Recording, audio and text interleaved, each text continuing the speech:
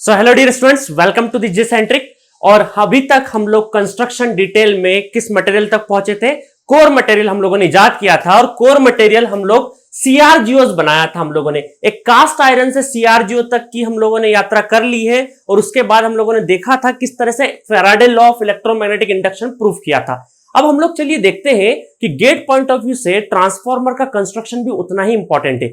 But पिछले कुछ सालों में क्या हुआ है, सारे सब्जेक्ट में कंस्ट्रक्शनल डिटेल पे बहुत ज्यादा फोकस नहीं किया गया है।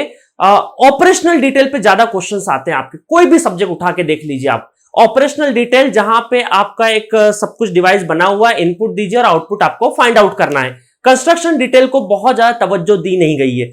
बट हम लोग इलेक्ट्रिकल मशीन की जब बात करें तो बिना कंस्ट्रक्शन से हम लोग सिर्फ ऑपरेशन पढ़ेंगे तो हमें फील नहीं आएगा कि असल में ट्रांसफार्मर दिखता कैसा है, इंडक्शन मशीन दिखती कैसी, सिंक्रोनस मशीन दिखती कैसी है।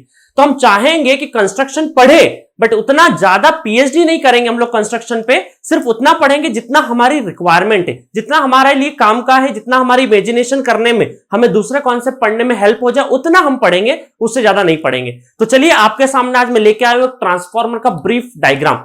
तो सबसे पहले हम लोग कोर मटेरियल, ये कोर मटेरियल हम लोगों ने इजाद कर चुके थे। हम लोग कोर मटेरियल किससे बना होता है? सीआरजीओस मटेरियल से बना होता है। ठीक है, तो अभी हम पावर ट्रांसफार्मर में सीआरजीओस मटेरियल ही यूज करते हैं। कैसे बनेगा कोर की मैं अलग से वापस से डिटेलिंग करूंगा। ठीक है गाइस, तो इस कोर के ऊपर मैंने एक वाइंडिंग एचवी और एक एलवी वाउंड कर दिए।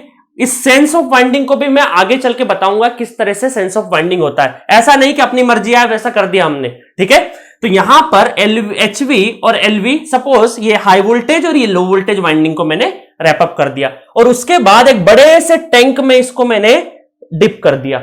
ये जो बड़ा टैंक है जिसको हम लोग क्या बोलते हैं? Main tank. ट्रांसफार्मर का क्या है? ये मेन टैंक है। मेन टैंक ट्रांसफार्मर का मेन टैंक है। इस मेन टैंक के अंदर ऑयल फिलअप है। जो रेड तरह के डॉट डॉट डॉट डॉट दिखाई दे रहे हैं आपको, डैश डैश डैश, ये सारा क्या है? ट्रांसफार्मर ऑयल है। और ऑयल फिलिंग हम लोग कहां से करते हैं? नीचे से करते हैं, क्योंकि ऊपर से अगर ऑयल फिलिंग करेंगे तो एयर होने की पॉसिबिलिटी है और हम चाहते हैं कि इस ट्रांसफार्मर के टैंक में एक भी एयर बबल नहीं आना चाहिए।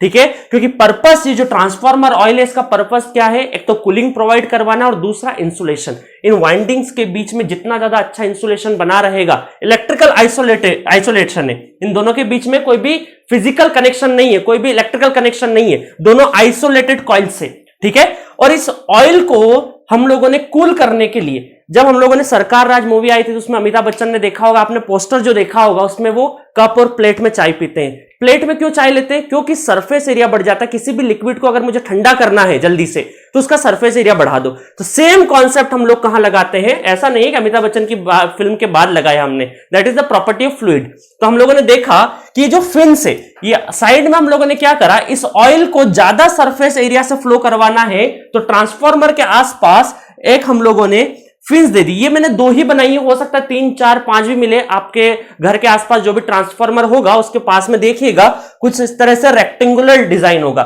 ये अभी मैंने सिर्फ 2D में बनाया है। एक रेक्टेंगुलर शेप में एक स्लाइस होगी इस तरह से, 3, 4, 5, 6 भी हो सकती है, जिनको बोलते हैं हम लोग फिन्स। दोनों साइड होती है वो, जिससे कि क्या हेल्प होती है? सरफेस एरिया बढ़ जाता है ऑयल फ्लोइंग का, तो ऑयल जल्दी से ठंडा हो जाता है, जिसको हम क्या बोलते हैं? नेचुरल कूलिंग बोलते हैं। नेचुरल तरीके से हम ऑयल को ठंडा कर रहे हैं। उसके बाद हम लोग क्या चाहते हैं कि जो एचवी और एलवी, इन पे सप्लाई या फिर हम लोग जहां से लोड लगाएंगे वो कहां से लगाएंगे? With the help of bushings. तो यहां पे देखो आप, ये बुशिंग्स नजर आ रही है, ये सिरामिक मटेरियल की बनी होती है और ये बड़ी बुशिंग्स है, छोटी बुशिंग्स है। क्यों? क्योंकि जो बड़ी होगी वो एचवी साइड होगी और एलवी साइड क्या होगी? छोटी बुशिंग्स। अगर आपसे कोई पूछे कि ट्रांसफार्मर को देख के बताना है किस साइड एलवी किस साइड एचवी है, तो आप क्या देखोगे? सबसे पहले बुशिंग्स का साइज देख के बता सकते हो। जिधर बुशिंग बड़ा है उस साइड क्या होगा? एचवी होगा, छोटे बुशिंग्स क्या होंगे? एलवी होंगे। ठीक है गाइस, तो चलिए, और ये हम लोगों ने एक्सपांशन वॉल दे दिया है, एक्सपांशन पाइप दे दिया है कि अगर ओवरफ्लोइंग होए ऑयल का तो यहां से बाहर निकल जाएगा ऑयल। ठीक है गाइस, उसके बाद हम लोग आते हैं, ये ऑयल कहां जाएगा? धीरे धीरे एक इसको बोलते हैं वेंट पाइप। क्या बोलते हैं इसको हम लोग? Went pipe. और ये कितना डिग्री होता है? लगभग 9.5 डिग्री के आसपास मोड़ा जाता है। ये मैकेनिकल वालों का काम है, कितना क्या मोड़ना, ऑयल का फ्लो कितना होगा ये सब मैकेनिकल वाले काम करते हैं। तो जैसे इस पाइप को मोड़ेंगे, इसको बोलते हैं vent pipe, that is Buchholz relay. Buchholz relay transformer के जितने भी इंटरनल फॉल्ट आते हैं उससे प्रिवेंट करता है। इसको मैं डिटेलिंग में बताऊंगा आगे चल के, इनलार्ज करके बताऊंगा कि बकोल्स रिले का असल में फंक्शन क्या है। उसके बाद ऑयल कहां, ये वाला कहां कनेक्टेड होता है, कंजर्वेटर से। कंजर्वेटर का क्या पर्पस है? सबसे पहला पर्पस है कंजर्वेटर का कि इस ट्रांसफार्मर के मेन टैंक को क्या करना, हमेशा फुल्ली फिल करके रखना है, उसको 100% फिल करके रखना है, क्योंकि मौसम के हिसाब से या फिर लोड के वेरिएशन के हिसाब से ऑयल का क्या हो सकता है, कॉन्ट्रैक्ट हो सकता है या फिर एक्सपांड हो सकता है। ऑयल का विस्कोसिटी वेरी कर सकता है। तो जब ऑयल थोड़ा विस्कस हो जाएगा तो लेवल डाउन हो जाएगा, तब ये कंजर्वेटर क्या करेगा, फिल कर देगा। और जब गर्मियों के टाइम पे किसी लोडिंग के हाई लोड जब लगा है तो एक्सपांड करेगा अगर ऑयल, तो यहां पर एक्स्ट्रा ऑयल कहां कैरी करेगा, कंजर्वेटर के अंदर। तो कंजर्वेटर 60 to 70% ऑयल फिल करके रखता है ताकि मेन टैंक को क्या करे, एक अपने जितना भी उसका बेंचमार्क बना रखा हम लोगों ने, फुल्ली फिल होना चाहिए। ये पूरा इसका लेवल मेंटेन करने के लिए क्या हेल्प लेंगे हम लोग, कंजर्वेटर की हेल्प लेंगे। उसके बाद ऑयलिंग का ये हर जगह पे लॉकिंग लगी रहती है, हर जगह पे सेंसर लगे होते हैं, कितना कितना हो रहा है सारा चीजें। उसके बाद इससे कनेक्टेड है हमारा ब्रीथर। ब्रीथर जो कि आउटसाइड से ग्लास का बना होता है, इसके अंदर सिलिका जेल के क्रिस्टल्स होते हैं जो कि इंप्रेग्नेटेड विथ क्या होते हैं, कोबाल्ट क्लोराइड। इसमें क्या होता है, जब इसमें क्रिस्टल, ये इसका पर्पस क्या है, ये मॉइस्चर को एब्जॉर्ब करता है। ऑयल के अंदर जो भी मॉइस्चर होगा, मॉइस्चर कंटेंट जो भी होगा उसको एब्जॉर्ब करेगा। उसको पता कैसे चलेगा कि एब्जॉर्ब कर लिया है, तो हम लोग देखेंगे जब सिलिका जेल ये इंस्टॉल करते टाइम पे ब्लू कलर होगा, व्हाइट ब्लूइश होता है असल में तो, बट हम लोग ब्लू बोल देते हैं। और जब इसने मॉइस्चर को एब्जॉर्ब कर लिया ऑयल के अंदर से, तो it turns into the pink colour, pink colour के अंदर तब्दील हो जाएगा। तो जैसे ही पिंक कलर दिख जाएगा तो हमको पता चल जाएगा कि ये क्या हो जाएगा, यहां पे क्या हो चुका है, इसका मॉइस्चर एब्जॉर्ब कर लिया है। अब हम लोग क्या करेंगे, इसको बदल देंगे। ठीक है गाइस, तो यहां पर ये ऑयल के अंदर से मॉइस्चर को एब्जॉर्ब करने के लिए काम आता है। और ग्लास का इसलिए बनाया जाता है ताकि क्रिस्टल हमें क्लियरली दिख सके कि कौन सा कलर है। तो इंस्टॉल करते टाइम पे ब्लू कलर, जब इसने मॉइस्चर को एब्जॉर्ब कर लिया तो क्या हो जाएगा, पिंक कलर हो जाएगा। ठीक है गाइस, तो इस तरीके से कंस्ट्रक्शन है। और एक और चीज, इस कंस्ट्रक्शन के नीचे एक बेस लगा रखा हो, ये 2 व्हील है, क्योंकि ट्रांसफार्मर ऐसा नहीं कि उठा के ले गए कंधे पे और हो गया। ये जो छोटे ट्रांसफार्मर की बात है अगर, तब तो हम कर सकते हैं, बट जब बड़े ट्रांसफार्मर होंगे तो उनको आसानी से उठाया नहीं जा सकता। तो उसको कई बार प्लांट के अंदर रेलवे ट्रैक बिछाया जाता है। रेलवे ट्रैक ऐसा नहीं कि पूरा ट्रैक हमेशा के लिए बिछा रहता है, 2-3 पटरियां ले लेके उसको रेलवे ट्रैक के सहारे, क्योंकि व्हील लगे हुए, ये उस ट्रैक के हिसाब से लगे होते हैं, उस ट्रैक पे रोलर कर करके हम लोग ले जाते हैं। तकरीबन मेन गेट से ट्रांसफार्मर जहां असल में लगता है पावर प्लांट में, वहां तक ले जाने में कम से कम 8 से 10 दिन लग जाते हैं। इस व्हील के सहारे ले जाते हैं हम लोग। ठीक है, तो इस तरीके से ट्रांसफार्मर का एक डिटेलिंग है, ताकि आपको जब भी ट्रांसफार्मर देखो तो इमेजिनेशन क्रिएट होना चाहिए। मशीन सीखने के लिए आपको इमेजिनेशन होना बहुत जरूरी है, क्योंकि फ्लक्स ना मैंने देखा है ना किताब छापने वाले ने देखा है, ये सब हमारा इमेजिनेशन है। तो आपका जितना अच्छा इमेजिनेशन होगा उतना अच्छा आप मशीन सीखोगे। तो ट्रांसफार्मर आप अपने आसपास देख सकते हो, इसमें हो सकता है बकोल्स रिले आपको नहीं देखने को मिले, कंजर्वेटर जरूर देखने को मिलेगा सर्कुलर शेप में। ठीक है, तो आपको कोर के बारे में बकोल्स रिले के बारे में डिटेलिंग और मैं आगे बताऊंगा। जो मेन फीचर है, ट्रांसफार्मर ऑयल कौन से टाइप का यूज करते हैं, इसकी प्रॉपर्टी क्या होती है, कुछ चीजें मैं और डिटेलिंग बताऊंगा।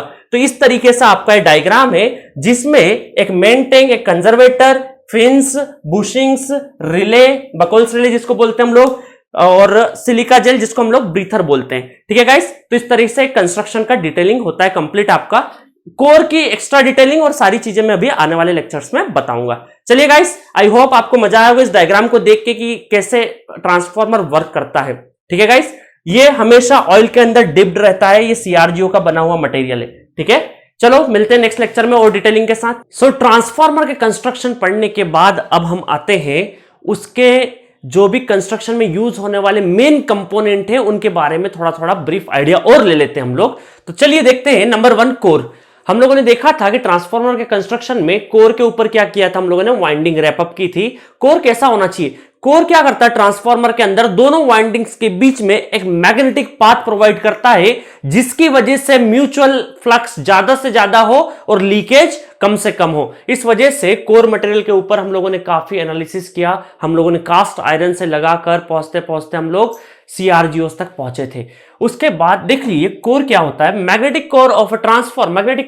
मैग्नेटिक क्यों बोला, क्योंकि मैग्नेटिक पाथ प्रोवाइड करता है, इस वजह से इस कोर का नाम क्या बोलते हैं हम लोग, magnetic core. Magnetic core of a transformer is made up of stacks of thin laminations 0.35 mm thickness of cold rolled grained oriented silicon sheet steels lightly insulated with varnish. तो गाइस अभी तक हम लोगों ने देखा कि जिससे ऐसा नहीं होगा कि मटेरियल डायरेक्ट लाए, मटेरियल को लगा, हम लोग एक रॉ मटेरियल निकाल लिए और CRGOs फॉर्म कर लिया और ट्रांसफॉर्मर बना देंगे, ऐसा नहीं होता है। उस मटेरियल को जो CRGOs का मटेरियल का बन चुका है बड़ा मटेरियल, उसके छोटे छोटे स्लाइस हम लोग पीसेस करेंगे। देखिए जस्ट लाइक अलग अलग डिपेंड करेगा कोर टाइप है या शेल टाइप। अभी मैं इस डिस्कशन के बाद, कंस्ट्रक्शन के बाद कोर टाइप और शेल टाइप पढ़ाऊंगा। तो अभी मैं थोड़ी देर के लिए बता देता हूं कि इस तरीके से एल शेप में और ये दूसरा उल्टा एल, ये दो तरीके पीसेस कट करेंगे हम लोग, इस एल के फॉर्म में और दूसरा इन्वर्टेड एल के फॉर्म में पीसेस कट करते जाएंगे और इनको एक दूसरे के ऊपर लगा देंगे। जस्ट लाइक कि अगर हम लोगों ने ब्लैक ऐसा लगाया है तो इसके ऊपर ये क्या हो जाएगा, ब्लू कलर का एल उल्टा इस तरीके से लग के ये रेक्टेंगुलर फॉर्म कर देगा। और ऐसे बहुत सारे एल और इन्वर्टेड एल की कटिंग 1 बाय 1 चिपकाएंगे। पहले ब्लैक वाला एल, फिर ब्लू वाला, फिर ब्लैक वाला, फिर ब्लू वाला, ब्लैक वाला, ब्लू वाला, इस तरीके से चलते जाएगा। नंबर ऑफ एल्स बनाते जाएंगे जिससे कि हमको एक थिकनेस मिल जाएगी। ये थिकनेस को हम क्या करेंगे, पंच कर देंगे और इसके बीच में याद रखिएगा एक लाइटली इंसुलेटेड विथ वार्निश। दोनों एल किससे है, वार्निश से थोड़े से लाइटली इंसुलेटेड है। आपने अगर वो छोटा वाला जो ट्रांसफॉर्मर आपको दिखा होगा जिसमें कई बार ई शेप भी आता है, ई शेप मतलब कि शेल टाइप की बात हो रही है, वो अभी बताऊंगा। कोर टाइप और शेल टाइप दोनों का कंस्ट्रक्शन बताऊंगा। ये मेनली कोर टाइप के उसमें होता है, कोर टाइप का एज इट इज में पढ़ाऊंगा आगे, ठीक है। तो इन दोनों के बीच में ये जो एल होते हैं ऑलरेडी थिक लेमिनेशन होता है, इसमें 0.35 mm का बना होता है। और ये दोनों एल जो एक दूसरे से भी इंसुलेटेड होंगे वो किससे होंगे, वार्निश से। तो आपको देखो मैंने रेड कलर में क्या बना रखा है, वार्निश बना रखा है। तो एक ये एल, ये नंबर 1 2 1 2 1 2 इस तरीके से चलते जाएगा और इन दोनों को प्रेस कर देंगे, पंच कर देंगे हम लोग और इस तरीके से होगा। इसका फायदा क्या होगा गाइस, इसका फायदा ये होगा, देखिए पंच जैसे ही करते हैं, क्योंकि हमको क्या करना है, मेनली कोर लॉस को कम करना है। कोर लॉस मतलब एडी करंट और हिस्टेरिसिस लॉसेस। ये करने की वजह से कोर लॉस कहीं ना कहीं मिनिमाइज होंगे, क्योंकि हमारा जो एडी करंट है उसके पाथ को हम कन्फाइंड कर देंगे। पहले एडी करंट पूरा, अगर मान लो ये इस तरह से एल का फॉर्म नहीं बनाए और एक ही मटेरियल से हम लोग अगर कोर बना दे तो ज्यादा पाथ मिलेगा एडी करंट को ट्रेवल करने के लिए, ठीक है। एडी करंट क्या होता है क्या नहीं होता है वो सब मैं आगे पढ़ाऊंगा, ठीक है। तो एडी करंट के पाथ को बहुत ज्यादा लंबा रास्ता मिलता है, उस पाथ को हम लोग क्या करते हैं, कट कर देते, कन्फाइंड कर देते हैं, जिसकी वजह से हमारे कोर लॉसेस कम हो जाएंगे। आगे पढ़ाऊंगा, जब एडी करंट पढ़ाऊंगा तब इसको वापस से मैं समझा दूंगा एक बार। ये जो पंच करने के बाद होगा क्या, जैसे अगर किसी चीज को हम लोग पंच करेंगे, इन दोनों को पंच कर देंगे, उसके बाद हमारे इसमें क्या होगा, मैकेनिकल स्ट्रेस डेवलप हो जाता है इनकी एजेस के ऊपर। ये एजेस है ना दोनों साइड की, इन एजेस के ऊपर क्या होगा, मैकेनिकल स्ट्रेस डेवलप हो जाएगा। अब देखो क्या करेंगे, ये पंच होने के बाद पहले तो हम लोग क्या करेंगे, एनिल्ड प्रोसेस से निकालेंगे। एनिल्ड प्रोसेस का मतलब क्या है कि अगर इसको बहुत ज्यादा टेम्परेचर पे हीट कर दो और उसके बाद कूल धीरे धीरे होने दो, जिससे कि लेमिनेशंस वगैरह परफेक्टली लग जाएंगे इसके ऊपर। तो एनिल्ड प्रोसेस का मतलब क्या है, किसी मटेरियल को बहुत ज्यादा टेम्परेचर पे हीट कर दो और इसको ठंडा फोर्सफुली मत करो, नेचुरली धीरे धीरे स्लो प्रोसेस से इसको कूल डाउन होने दो। इस प्रोसेस को बोलते हैं एनिल्ड। इसको करने से क्या फायदा होगा, to relieve mechanical stress set at the edges by punching. Punching की वजह से जो मैकेनिकल स्ट्रेस डेवलप हुआ था वो क्या हो जाएगा, स्ट्रेस रिलीव हो जाएगा, जिसकी वजह से because stressed material has a higher core loss. मैंने अभी बता चुका था कि स्ट्रेस्ड मटेरियल अगर यूज करेंगे तो कोर लॉस ज्यादा मिलेंगे। ये प्रोसेस करने की वजह से कोर लॉस कहीं ना कहीं मिनिमाइज हो जाएंगे। तो इस तरीके से कोर का प्रोसेस है। आपको गेट के एग्जाम में इतना डिटेल पता नहीं होना चाहिए, जस्ट इंटरव्यू गाइडेंस, क्योंकि आप मशीन लाइफ में एक ही बार पढ़ रहे हो, दोबारा नहीं पढ़ोगे। इसमें इंटरव्यू गाइडेंस भी आपको मैं साथ साथ देते जाऊंगा, गेट के रिटर्न क्वेश्चन के साथ साथ।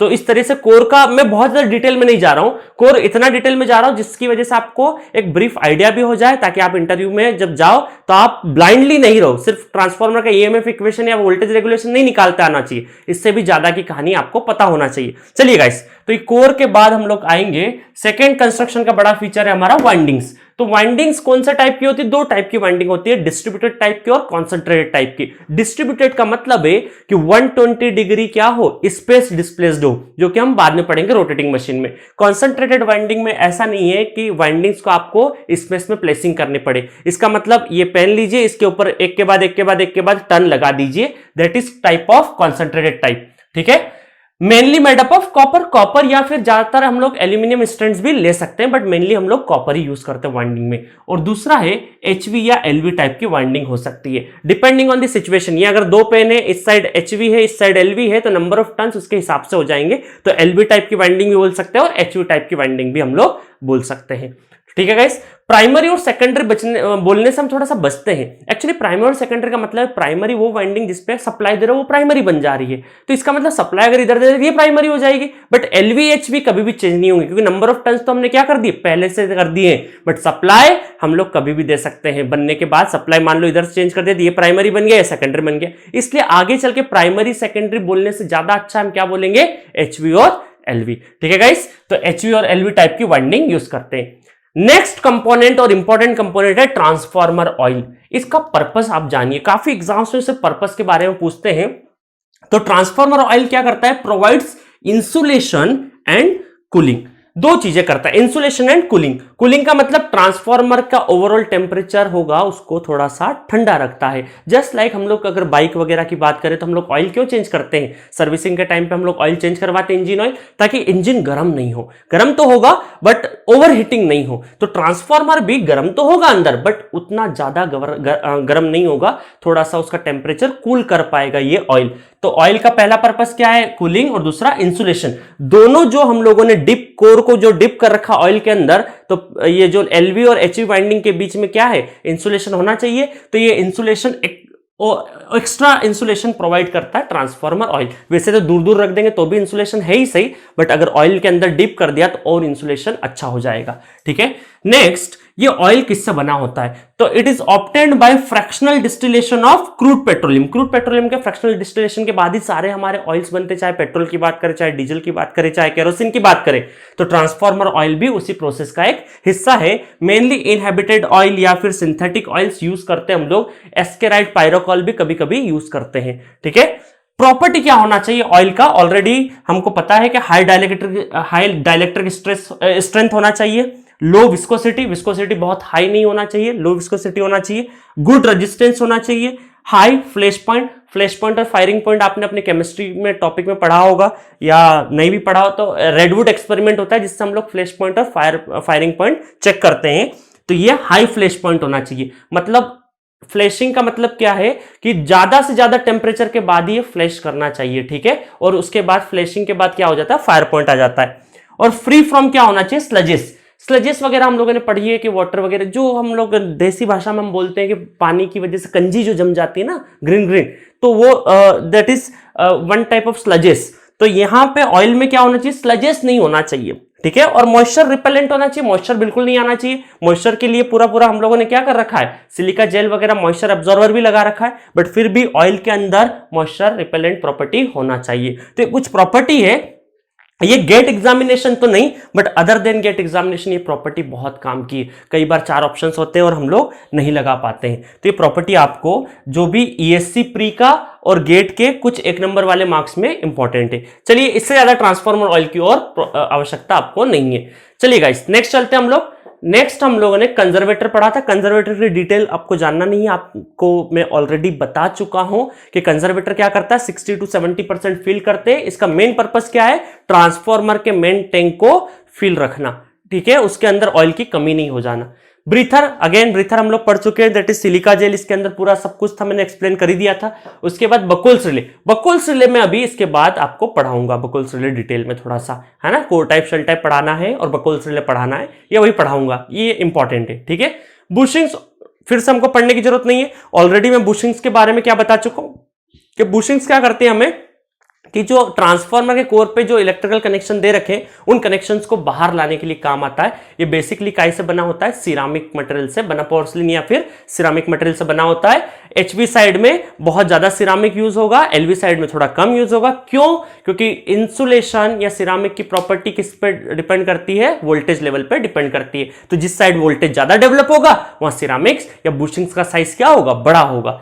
नेक्स्ट एक फोर्स कूलिंग भी होता है। नॉर्मल ट्रांसफार्मर तो नहीं, जो प्लांट के अंदर ट्रांसफार्मर होते हैं वहां पे हम लोग फोर्स कूलिंग भी यूज करते हैं। नेचुरल कूलिंग कौन सी है? हम लोगों ने फिंस जो यूज किया था ना, फिंस ट्रांसफार्मर के आउटसाइड, वो क्या था? हमारा नेचुरल कूलिंग था, नेचुरल तरीके से कूल हो रहा था।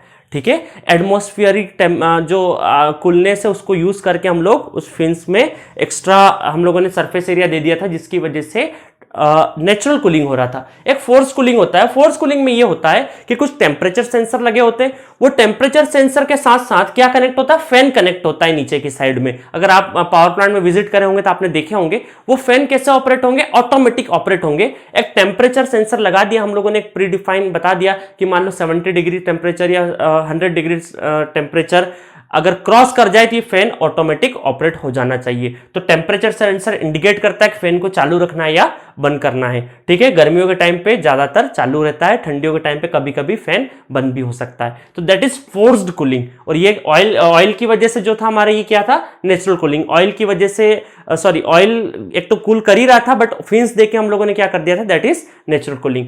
तो इस तरीके से ये मेन ट्रांसफार्मर के कंस्ट्रक्शन के फीचर है। इससे ज्यादा कि आपको ट्रांसफार्मर में कंस्ट्रक्शन की जरूरत नहीं है। ठीक है, बकोल्स रिले के बारे में मैं आपको एक बार और बताऊंगा कि बकोल्स रिले का असल में वर्किंग क्या होता है, क्योंकि इंटरव्यू में कई बार पूछ लिया जाता है कि बताइए, बकोल्स रिले बोर्ड पे भेज देते हैं आपको कि ड्रॉ करके बताइए कि कैसे वर्किंग होगा। तो बकोल्स रिले और टाइप ऑफ द ट्रांसफार्मर में पढ़ाऊंगा, शेल टाइप और कोर टाइप। तो चलिए देखते हैं जल्दी से हम लोग कि पहले कोर टाइप और शेल टाइप देख लेते हैं या फिर पहले बकोल्स रिले देखते हैं, दोनों में से कोई एक चीज देख लेते हैं। चलिए, सो गाइस, अभी तक हम लोग ट्रांसफार्मर में क्या देख चुके हैं? उसके कंस्ट्रक्शन की जो जो ब्रीफ डिटेलिंग है वो सारी बता चुका हूं, डायग्राम बता चुका हूं। और डायग्राम में क्या क्या चीजें इंपॉर्टेंट थी, कोर हो, वाइंडिंग हो, ट्रांसफार्मर ऑयल हो, ब्रीथर हो, एक बकोल्स रिले बाकी है, वो बताऊंगा मैं आपको।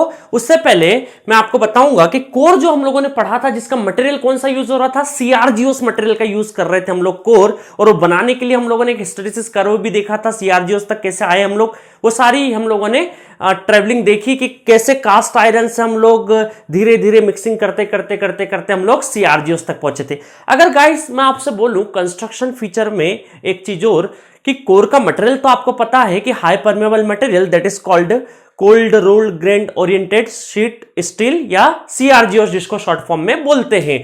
अगर आपसे कोई बोला जाए कि बताइए shape of the core material क्या होगा, शेप क्या होगा, तो देखिए गाइस, शेप में हमारे पास क्या है? सबसे पहले आपका पास रेक्टेंगुलर शेप, जो कि बार बार हम लोग जो ड्रॉ कर रहे हैं ट्रांसफार्मर, रेक्टेंगुलर से ही ड्रॉ करेंगे समझने के लिए। बट अगर और कंस्ट्रक्शन, एक्चुअल कंस्ट्रक्शन फीचर पे जाएं तो दो चीजें हमारे पास, एक रेक्टेंगुलर या स्क्वायर शेप का बोल सकते हैं, और दूसरा क्या बोल सकते हैं हम लोग? सर्कुलर शेप का। जस्ट लाइक ये मैंने आपको दिया, बता दिया है। ये कैसा शेप है? यहाँ पे ये जो शेप है मैंने टॉप व्यू से बनाया है, सिर्फ और सिर्फ ये पूरा लिम्ब। और सर्कुलर होता तो ये सर्कुलर फॉर्म में इस तरीके से जाता, और इनके ऊपर वाइंडिंग रैपअप होती, वाइंडिंग इस तरह से रैपअप होती, इसके ऊपर भी वाइंडिंग ऐसे रैपअप होती अगर होती तो।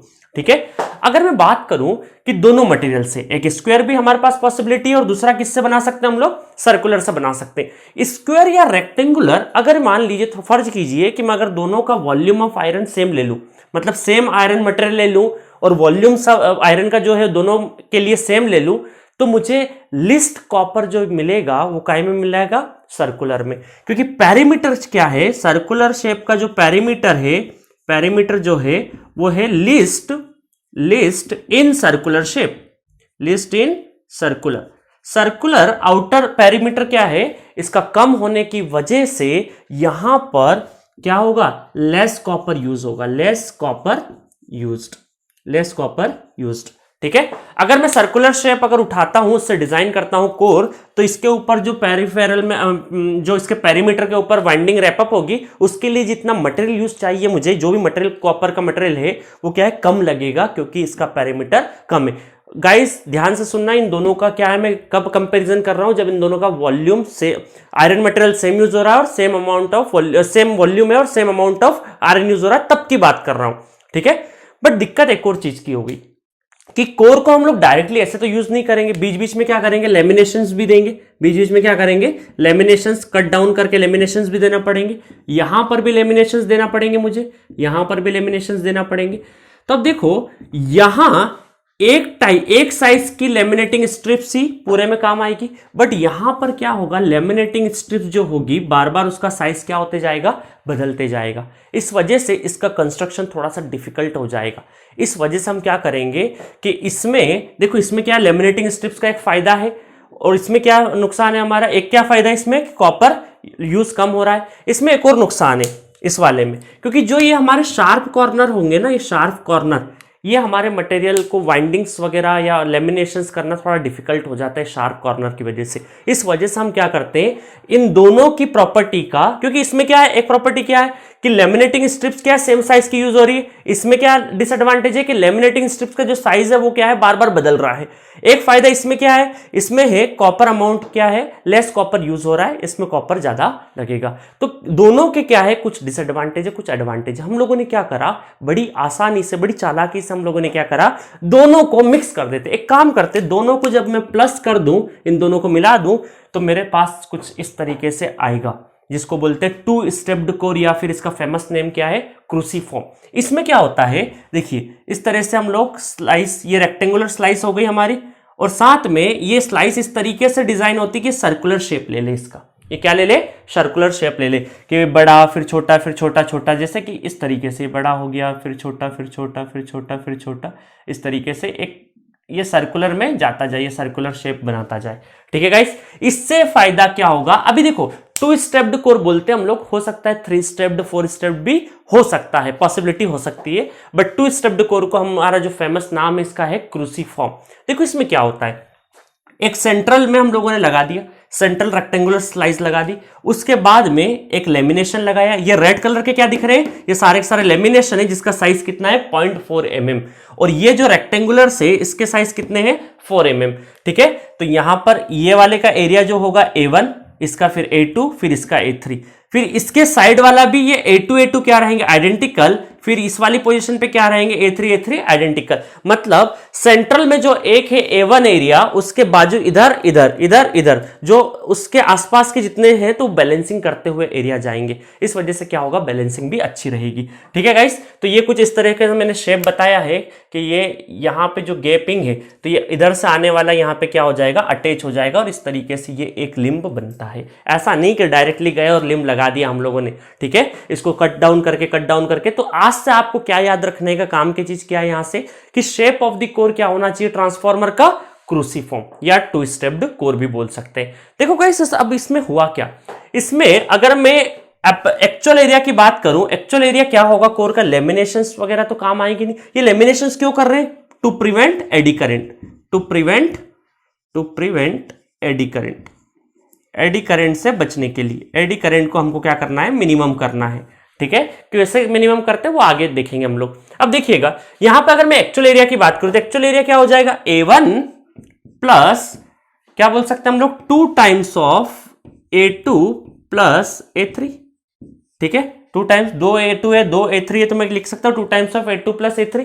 और अपरेंट एरिया क्या हो गया, एरिया किसका, सर्कुलर शेप का एरिया, सर्कुलर शेप का एरिया, जिसके अंदर लेमिनेशंस भी है, जिसके अंदर क्या है, लेमिनेशंस भी है। तो जब हम लोग ईएमएफ इक्वेशन निकालेंगे तो उसमें आपने जो ईएमएफ इक्वेशन पढ़ी होगी, जो कि मैं डिराइव करूंगा आगे आने वाले लेक्चर्स में, उसमें जो एरिया आता है वो एरिया कौन सा होता है, वो एक्चुअल एरिया होता है। बट असल में तो एरिया में क्या होगा, पूरा लेमिनेशंस वगैरह भी काउंट होंगे, तो वो टोटल एरिया क्या हो जाएगा, अपरेंट एरिया। तो इसके लिए हम लोग क्या करते हैं, ईएमएफ इक्वेशंस में कई बार हम लोग क्या यूज कर लेते हैं, जो एरिया, जो ये वाला जो एक फैक्टर इंट्रोड्यूस करता हूं यहां से, उसका नाम है स्टेकिंग फैक्टर। क्या है उसका नाम,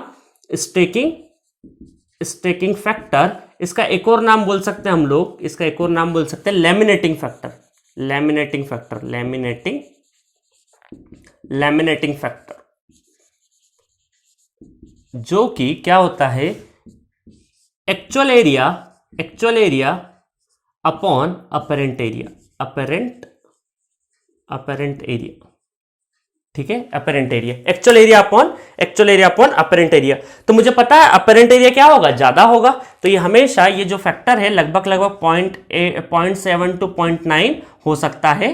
ठीक है, आपको गिवन क्वेश्चन में वैल्यू होगी, बट आमतौर पे जो गेट में है वो इतना डिटेलिंग नहीं होता है। डायरेक्टली आपको जो एरिया दे रखा है वो एक्टिव एरिया या फिर क्या बोल सकते हैं हम लोग, एक्चुअल एरिया गिवन होता है डायरेक्टली। तो जो ईएमएफ इक्वेशन में यूज करते हो डायरेक्टली कौन सा एरिया यूज करते हैं हम लोग, एक्चुअल एरिया ही यूज करते हैं। बट मान लीजिए आपको न्यूमेरिकल में अगर स्टैकिंग फैक्टर या लेमिनेटिंग फैक्टर गिवन है तो फिर आपको क्या निकालना पड़ेगा, अपेरेंट ये वाला फैक्टर मल्टीप्लाई करना पड़ेगा। इसकी वजह से इंड्यूस ईएमएफ थोड़ा सा कम हो जाएगा। ठीक है गाइस, तो इसको क्या बोल सकते हैं, एक्टिव एरिया भी बोल सकते हैं, जिसमें कोर का सिर्फ और सिर्फ एरिया लिया है हम लोगों ने। इसके अंदर क्या बोल सकते हैं, ग्रॉस एरिया बोल सकते हैं, कि उसमें लेमिनेशन से वो भी हम लोगों ने काउंट कर लिया है। जस्ट लाइक आप अगर 1 kg शुगर लेने जाते हो किसी किराने की दुकान पर, तो क्या होता है, शुगर के साथ साथ किसका वेट हो जाता है, जिस आप कैरी बैग में जिसमें लेके आ रहे हो उसका भी वेट हो जाता है। तो अगर मैं शुगर और कैरी बैग का वेट ले लूं तो वो क्या हो गया, मेरा अपेरेंट एरिया हो गया या फिर ग्रॉस एरिया बोल सकते हैं। और एक्चुअल एरिया किसका होगा, शुगर का होगा सिर्फ और सिर्फ, कैरी बैग को माइनस करेंगे तो एक्चुअल एरिया। तो एक्चुअल एरिया हमेशा क्या होगा, कम होगा, अपेरेंट एरिया क्या होगा, ज्यादा होगा। इस वजह से रेशियो क्या होगा, ऑलवेज लेस देन 1 होगा। ठीक है, इसको लेमिनेटिंग फैक्टर भी बोलते हैं। कई बार ईएमएफ इक्वेशन में जो एरिया होता है वो कौन सा बाय डिफॉल्ट, अगर स्टैकिंग फैक्टर नहीं दे तो हम कौन सा एरिया यूज करते हैं, अपेरेंट और एक्चुअल बराबर मान लेते हैं। ठीक है, क्योंकि लेमिनेशन वगैरह की इंफॉर्मेशन तो होती नहीं है हमारे यूजी कोर्स में।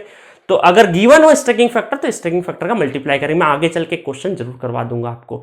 ठीक है गाइस, तो इस तरीके से आपको आज से ये पता चल गया कि कोर मटेरियल क्या होता है, सीआरजीओस मटेरियल से बना होता है, उसका शेप क्या होता है, क्रूसीफॉर्म होता है। ठीक है गाइस, तो इस तरीके से चलिए अब जल्दी जल्दी हम लोग एक बकोल्स रिले कंस्ट्रक्शन का पार्ट और बचा है, उसके बाद हम लोग क्या आएंगे, टाइप्स ऑफ ट्रांसफॉर्मर की बात करेंगे।